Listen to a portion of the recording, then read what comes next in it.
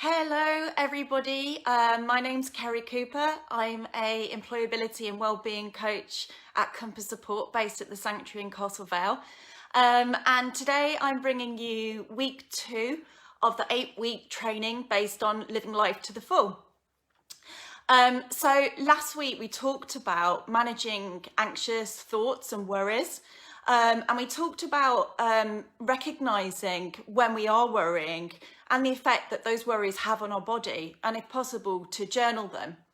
So hopefully you've had a chance to do this.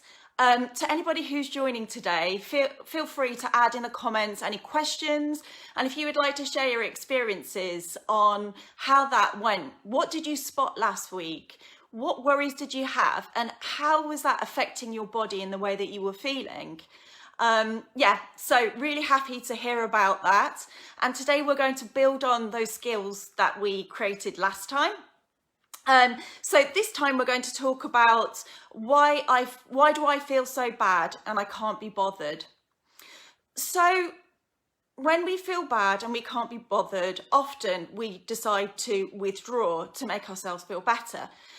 So today we're going to talk about what's actually happening in our minds and what the effects of some positive behaviours in a routine can have to make us feel so much better. So we know from what we said last week that when we have a thought, that thought affects our feelings.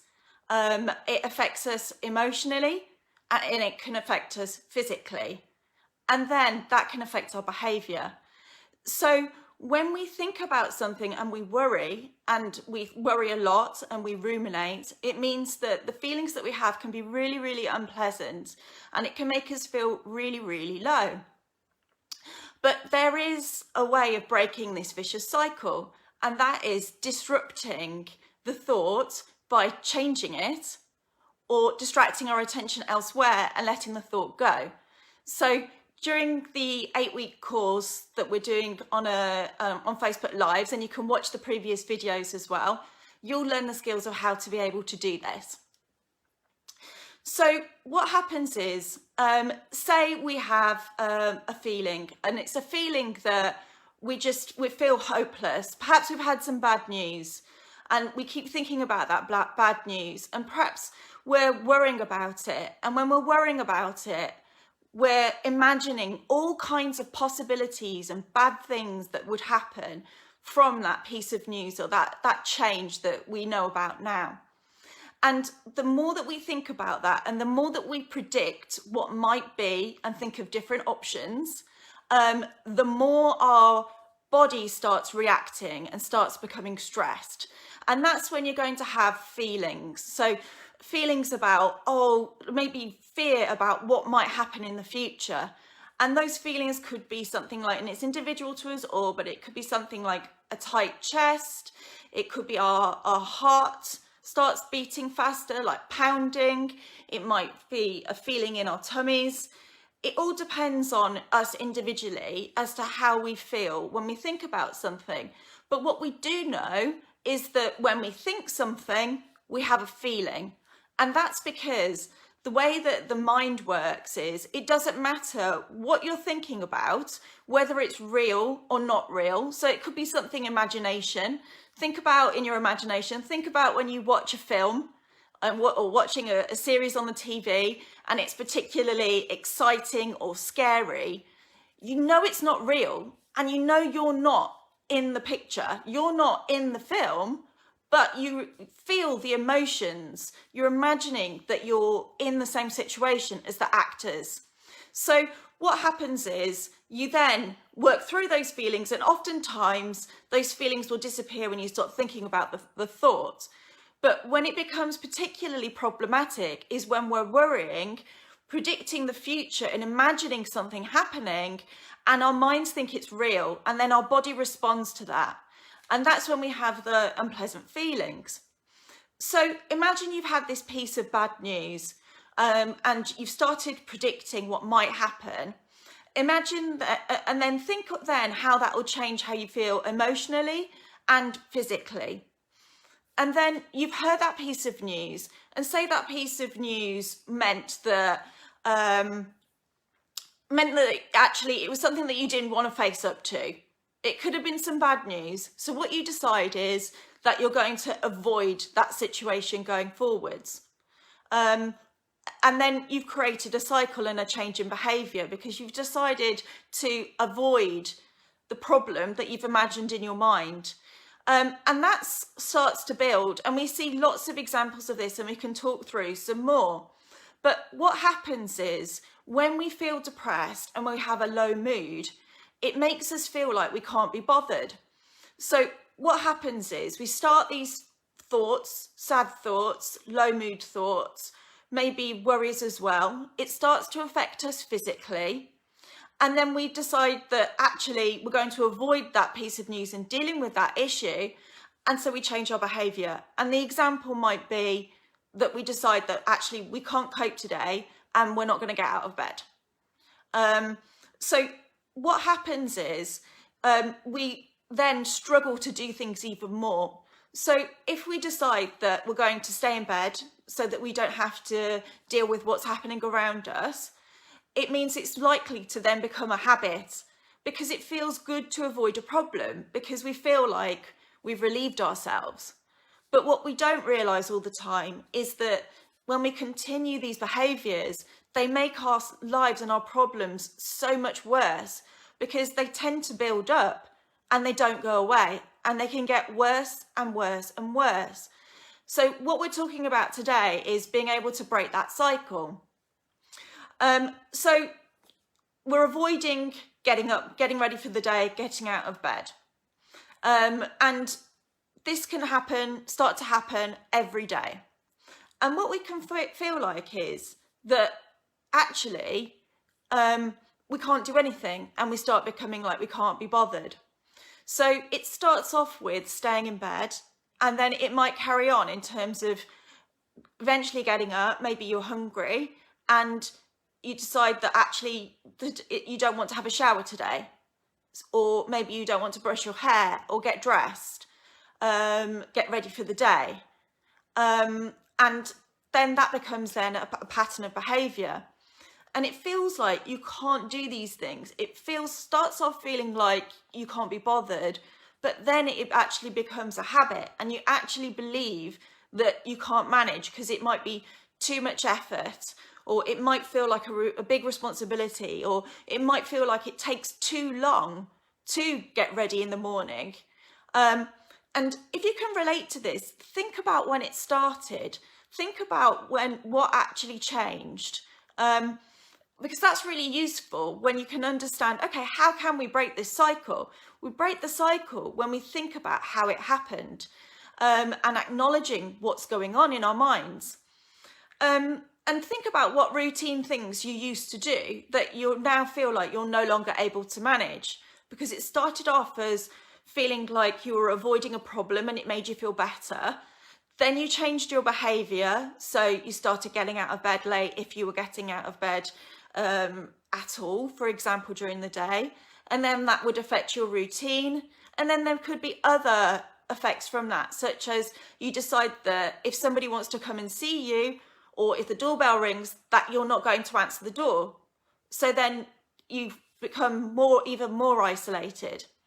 So when you think about the routine things that you used to do that you feel that you're no longer able to do, think about how just introducing one more bit of routine, one thing, whether it's combing your hair when you get up, having a shave that day, taking a shower in the morning when you wouldn't have normally, in order to reintroduce that routine. So some of these might be, we've mentioned getting out of bed. Another one might be preparing food and eating food together if you've got somebody in your house that you share with. It might be if you do any kind of beauty or hair, that you neglect that, and that can make somebody feel good. So when it's gone, it might make somebody feel sad, but also relieved that they're not doing it anymore because they feel like they can't be bothered. And other things as well, like housework. And some of those routines that you used to do so easily have now become so hard. They feel so hard and it feels like you can't do them anymore. And so we just don't feel up to it and we stop doing them every day. But here's the problem. The problem is that the less that we do, the less that we want to do. And we become that we have no routine whatsoever. And it's really, really difficult to bring that routine back. And these small things, like having a shave in the morning, managing your beard for guys, that makes us feel good. That makes us feel good. And when we stop doing it, we're not feeling good anymore. And housework, washing, it piles up and we just feel even worse. So have a think about the routines that you're now, have a think now about the routines that you used to do that you're no longer doing, and what aspects of those routines you could reintroduce. So out of all of those things that you're thinking of, what gave you the best sense of routine? And maybe start with that one, bringing that back in to your daily life. And you can start slowly. You can start just doing one thing that you used to do, reintroducing that, and being consistent. So it might be that you decide that you're going to get out of bed at a certain time every day, and set your alarm to do that and get up at that time, and see how you get on with reintroducing that routine. Notice the benefits, notice how any changes in how you're feeling. And then when you feel able to, introduce something else into your routine. And you might want to create a plan as to what you're going to start with, and when you're going to introduce it. Or else you might just decide, okay, today I feel a bit better, so I'm going to try this. I'm going to introduce that one piece of routine that I used to do that I'm not doing anymore, that I know will make me feel better. You can plan your day, you could journal it, for example. So some people like to write down their experiences, and this is really good because it helps you show yourself your progression. So one activity that you can do for next time is actually, once you've put your routine into place, it might just be 1-2 things, journal how it makes you feel when you've brought it back. What thoughts are going through your mind? What's changed? How is your mood? Do you feel better? If you feel better, in what ways do you feel better? And when you write these things down every day, you can actually see your progression and how much you're improving. And then you can share your experiences as well with friends, family, with us at Compass, on social media, and help other people discover bringing back bits of their routine, so eventually they can feel happier and more able to cope. Okay, so something else that happens when we feel like we can't be bothered is that our sense of closeness and connection to other people can be affected when we feel down or we feel stressed. So that can mean that we're meeting up with people less. Like we mentioned before, it might be that you're not answering the door when friends, family, people you know, or anybody knocks at your door. And it might be that you're no longer socialising. And yes, it's been a bit difficult under lockdown because things have changed. However, we can connect virtually still. And what happens is that the more that we feel like we're less connected and less close to people, it means that we might start to feel numb, and we might struggle we might be suppressing feelings. And also we can start to feel isolated and start to feel alone, even though there are people around us that do care about us and do want to be close to us. And this can mean that what happens is we actually start to withdraw, and we actually start to lose the support of the important people around us, which could be friends, family. And it becomes a vicious cycle, and it's something that gets worse and worse, similar to when we can't be bothered to do something and we feel really bad and we start losing our routine. So have a think about what matters to you.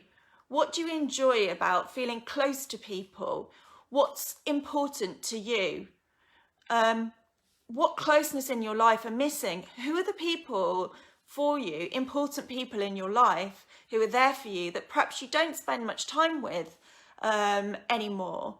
And think about what you would like to reintroduce. It might be that you would want to reach out to those people again, those important people, so that you can feel that closeness again and start to feel that connectivity. So this is something that you can do. You can think and reflect on this. And also, if you do keep a journal, it's really good to write these thoughts down. And it might be that you decide that you did want to reconnect to somebody, or set yourself a small challenge to meet with somebody, or perhaps socialize, or go somewhere where you know you're going to see other people, even if it's people you don't know, just being around people, so you do feel more connected with your community.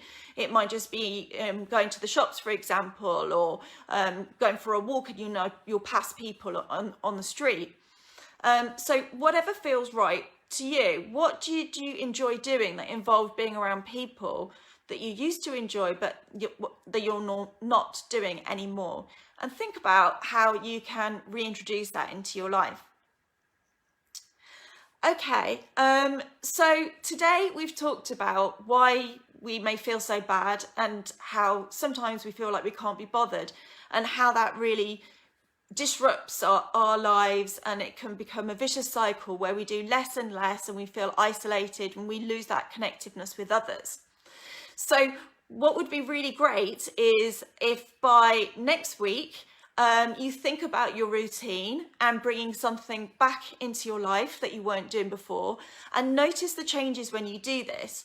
And also think about what's really enjoyable and important to you when it comes to people you connect with, important people in your lives that perhaps you don't see so much anymore. And think about actually taking steps into rediscovering, getting that closeness back with people in your life or people around you. As always, you can contact us on the Compass Support Facebook page. Please feel free to send us a message. For anybody watching on the replay, please do leave your comments and a thumbs up if you liked the video. If you've got any questions, you can ask them in the comments as well. It's been a pleasure to talk to you today about why do I feel so bad and I can't be bothered, and looking forward to seeing you next week for the next training. Thank you. Bye.